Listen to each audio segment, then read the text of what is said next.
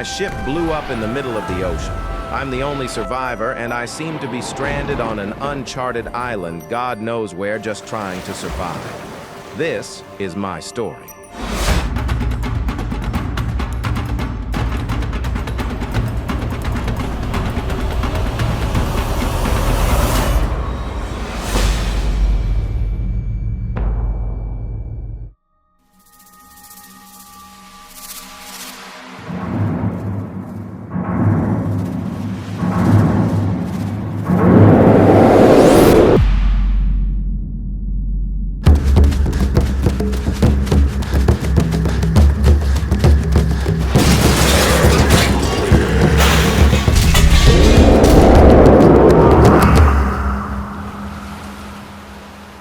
Whatever that was, it sounded big, mean, and hungry enough to turn my carcass into charcuterie. I decided the best plan of action was to run like a scared animal and make it back to base camp as fast as I could. Not only for safety, but to change my underwear.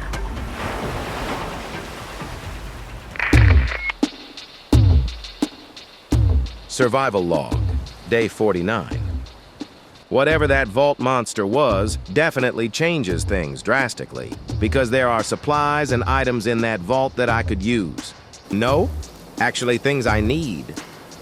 I know I'll need to venture back to the vault at some point, and when I do, I will be better prepared, armed to the teeth with guns, grenades, and an extra pair of underwear.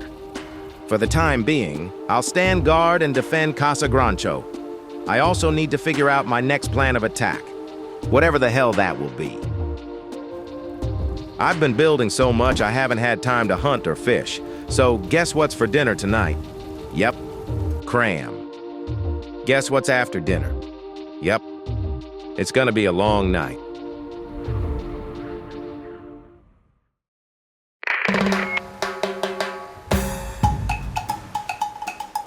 Survival log, day 50.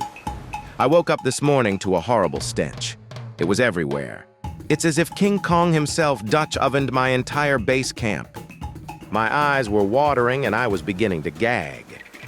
I traced the stench to what I initially thought was the source. However, I was wrong, and I did locate the culprit pretty quickly. It was a very dead and smelly sea beast with a giant bite out of it. Could it be from that angry monster in the vault? Did it make it out? Did I lock the door? Did I leave the stove on? Did that big thing bust out and come knocking on my doorstep? No idea. But I decided I really need to beef up my security and my defenses.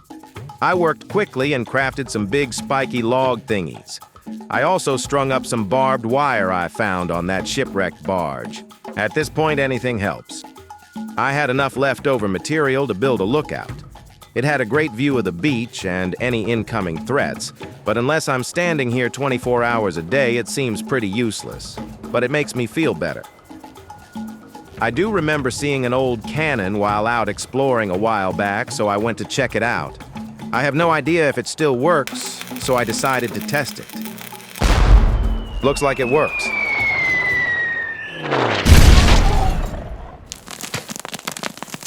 Whoops. Looks like Radstag nuggets are on the menu tonight. As it turns out, there wasn't enough left for nuggets. It was more like a stew. It tasted awful, so I tried seasoning it with random plants and salt crystals I had.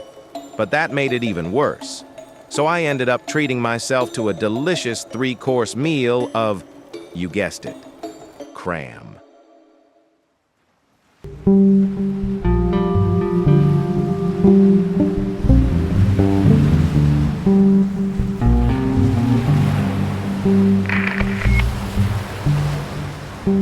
Survival log, day 51. I have decided to stick to my side of the island for now and refocus my energy on getting my kitchen/cooking station built so I can eat rather than being eaten myself. Besides, I really do need a better place to prepare my meals. It's also a good time to concentrate on getting my big garden project up and running so I can have a more sustainable food source and at the same time allow me to get a better idea of what kitchen and cultivation type items I might need and be able to scrounge from the vault, if any, next time I go back. But for now, let's get dirty.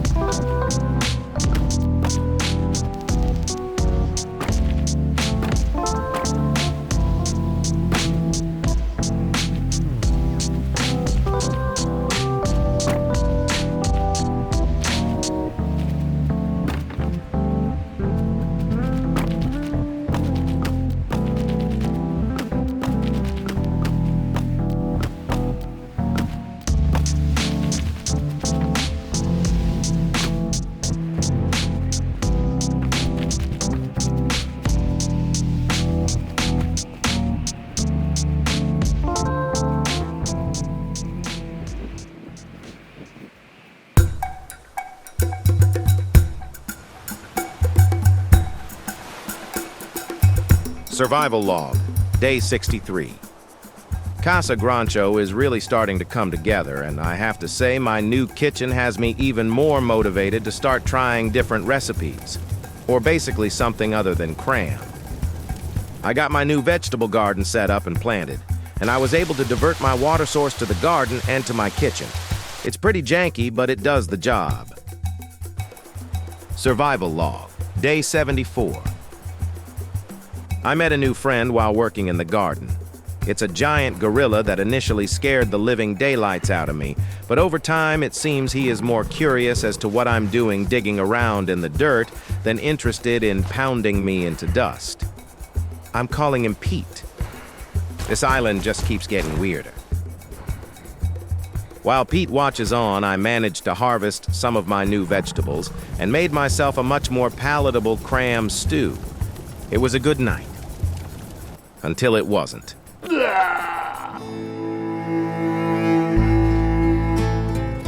Survival log, day 75. The next morning, I woke up to a desert island miracle.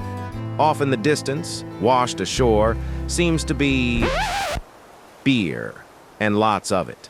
Oh man, my prayers have been answered, and I couldn't get there fast enough. Skipping down the beach like an idiot, I made a beeline for the container, and there it was. Glorious Gwinnett Stout, Gwinnett Lager, Gwinnett Ale, and some no-name brand that tastes like dog piss. But I'll take it. It's robust, amber glow, just calling to me. My heart raced and skipped a beat as I held a bottle in my hand. It was magical. The sheer majesty of the moment has made the long, grueling, and torturous wait worth every second. There is enough beer here to last me quite a while. I think I even have enough for my new buddy Pete.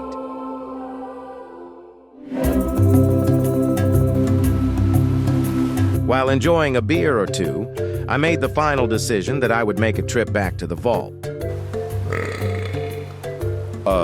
Tomorrow-ish.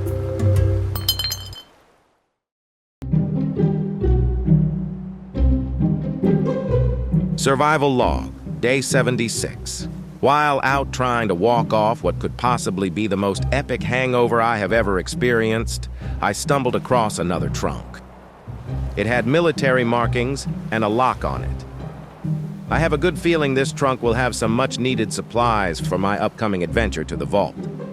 I could barely contain my excitement as I dragged it back to Casa Grancho. What could it be?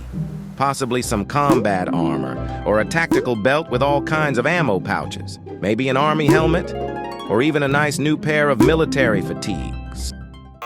I guess not. Looks like I'm sticking with Dusty Dave's stinky hazmat suit for now. But it did contain some new items for my growing collection. A makeup kit, a hairbrush, fashion magazines, some dresses. I also got a framed picture of a desert island and some other random items. Not exactly what I was looking for, but I'll take what I can get. Oh, I'll just save this for a special occasion.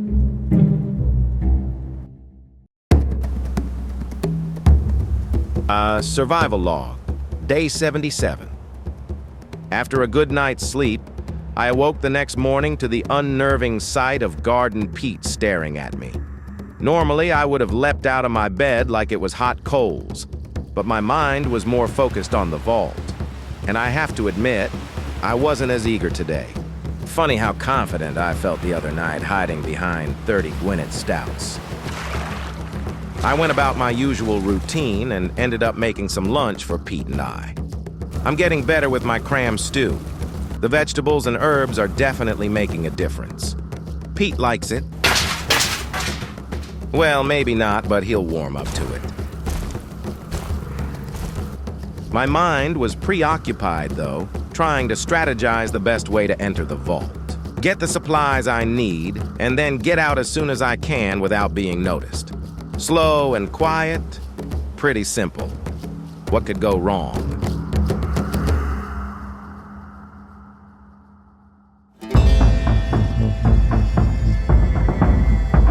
Survival log, day 78. I got geared up and was ready to head out by first light, though I was already feeling the weight of the vault pressing on my chest. The supplies I need are waiting. Food, medicine, tools, maybe even more ammo or fuel. Basically everything I will need to extend my survival here on the island, but I can't shake the feeling that the cost will be far higher than I'm ready to pay.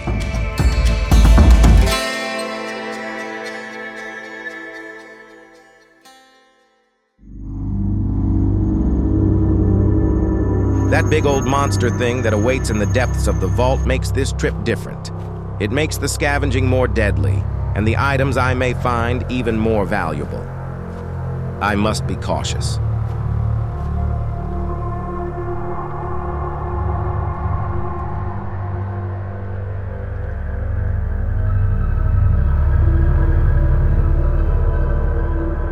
I crept slowly and as quietly as I could. The first few trips in were successful, and I managed to grab some smaller supplies, but my fourth trip in is when it all went bad. While scavenging, I dropped a wrench, which might as well been a cruise ship horn. I froze. Somewhere in the vault, big monster guy got pissed. I panicked. My first instinct was to run back up the stairs, but forget that. The loud sounds of Monster Guy rearranging the furniture seemed to be coming from there, so I made a hasty and cowardly retreat to the next room. Not much better. Trapped again. The question is, do I swim into the dark, stinky water or hack the door? I opted for the door. I hacked away like my life depended on it. Well, actually it did. Maybe that's why I was able to access this one in record time. And not a second too soon.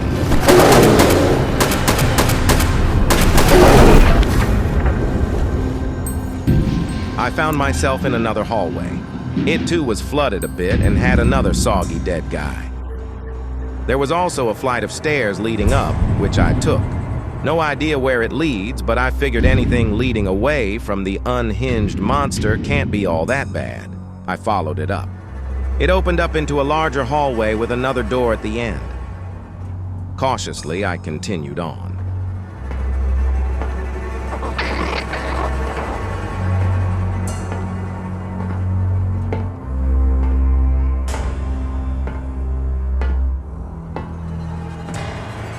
As I got closer to the door at the end of the hallway, I started hearing a deep, low humming.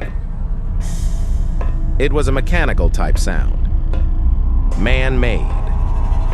There must be a power source here, deeper in the vault. Once I was at the door, I had nowhere else to go.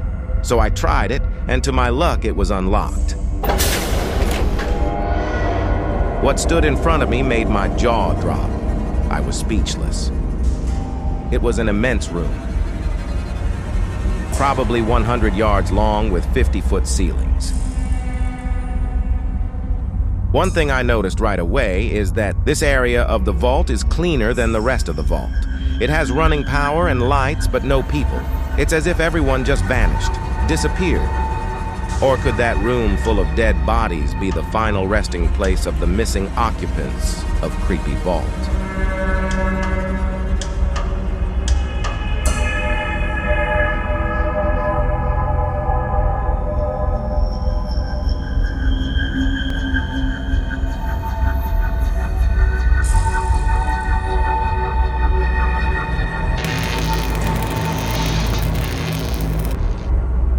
It was filled with cryo capsules, a lot of them. And inside were people. Super-duper dead people, to be specific. Like fuzzy freezer burn people. Maybe frozen dinners for angry monster guy, who knows? I decided the best place for answers would be the big fancy office above.